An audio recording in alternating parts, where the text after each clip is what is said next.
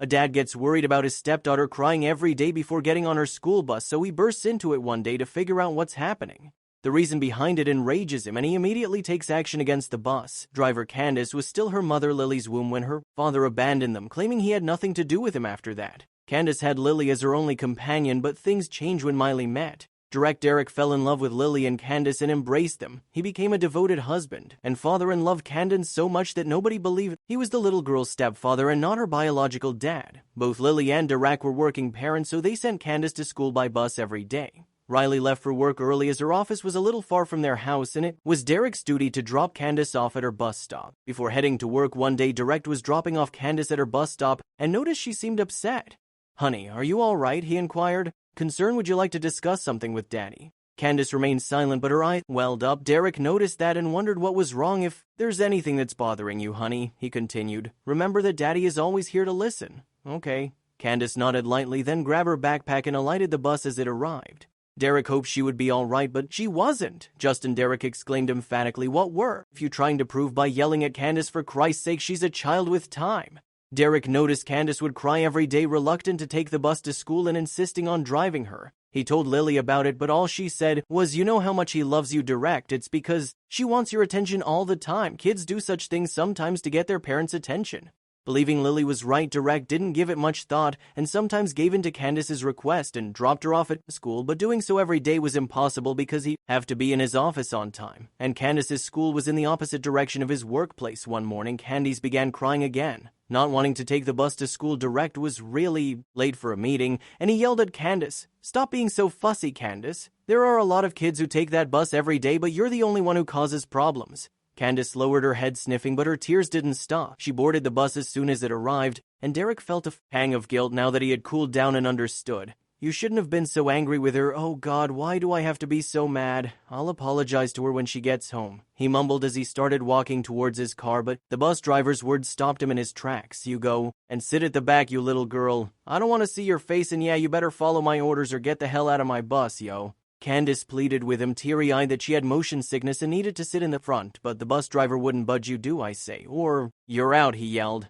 Derek turned around and saw the bus gate was about to close. He stormed into the bus before the door closed and froze in place when he saw the driver's face. He would never fail to recognize him. He composed himself and forced a smile on his face. "I'm sorry for the trouble, sir," he told the bus driver. "I just thought I'd drop my daughter off at school myself, so I'm here to pick her up. Come on, honey," he told Candace. "Let's go." Derek scooped Candace in his arms and got off the bus. Then he dropped a text to his boss saying he wouldn't be able to make it to the meeting due to an emergency and dropped Candace off at school. After Candace entered the campus, Derek spotted the bus she was supposed to be taking and confronted the bus driver. The children on the bus had already left for their classes by then. "Justin," Derek exclaimed emphatically, "what were you trying to prove by yelling at Candace? For Christ's sake, she's a child. I didn't want the cause of ruckus in front of the kids, but this has to stop." Justin laughed. "Yo, Daddy, why don't you just drop her off at school on your own if you're worried about her? I'm tired of seeing her nasty face every day. I was right to leave her in Lily. I wish she had never been born. She's been getting on my nerves since I started working here, and who the hell do you think you are to yell at her? Why shouldn't I?" Justin retorted. "She and her mother are such evil omens after I dated. And that's stupid, Lily. My business began to suffer losses. As if that wasn't enough,